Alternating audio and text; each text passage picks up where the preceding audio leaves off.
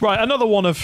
We're kind of going back to the past with Graves Motorsport, and that is the venerable, vulnerable E30. And Les, you've been out, you've bought one of the old Graves production BMW E30s, and you've been running it in this year in quite a few series. How fun has it been for you to get out racing with that car?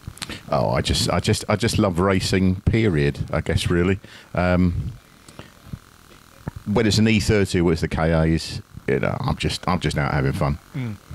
So sort of getting it's you're kind of in it more for the fun as well as the sport, and just taking it all in for the passion of the sport. Most definitely. I mean, I always wonder. I think back where was my first interest in motorsport, and the only thing I can do is blame my dad when he bought me my first Scout Electric 40 years ago almost, or whatever it was.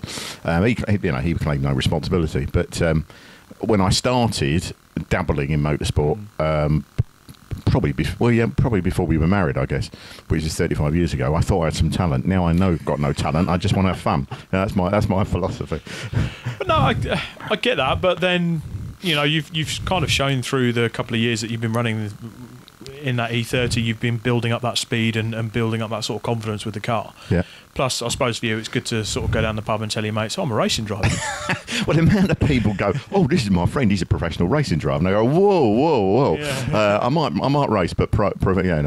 So, yeah, you know, at the end of the day, it's like anything, isn't it? As you would know, the more seat time you get, the more you do it, the more confident you're going to get, and the better you're going to be.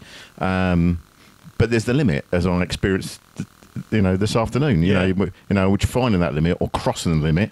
But that's the way you learn to a degree, and it's about getting back on the horse, isn't it? Absolutely. Well, you've crossed the limit a few times, but like you say, you got to know where your limit is by crossing it. So, I mean, what made you pick the E30? There wasn't actually anything that made me pick it, if I'm really honest.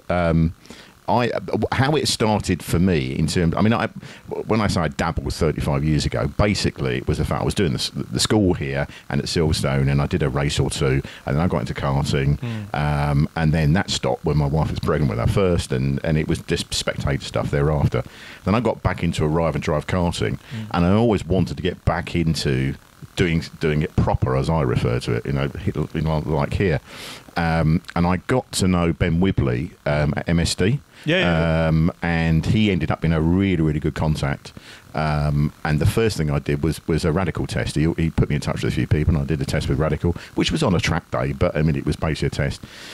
And to be honest with you, that's what I was thinking about doing, you know, entry-level Radical SR1s. And then I came to my senses a little bit when I went to MSD a few weeks later, which Ben kind of gave me a comp ticket for. And then I met the Graves boys, and it kind of went from there.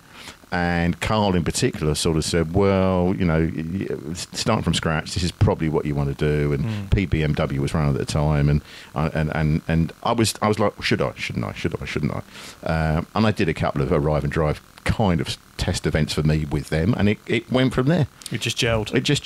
And you know, I love the way they run things, and you know, they're building the business, and that's great for them. But there's still the ongoing commitment to, as much as they can, to people like me. Wonderful. Well, a good wise few words from Les Conway there. Funnily enough, we talk as you've just actually got out of the car on the night stint here at the EnduroKA. These videos are certainly good fun to film while we're at the circuit, but for now, back to the workshop.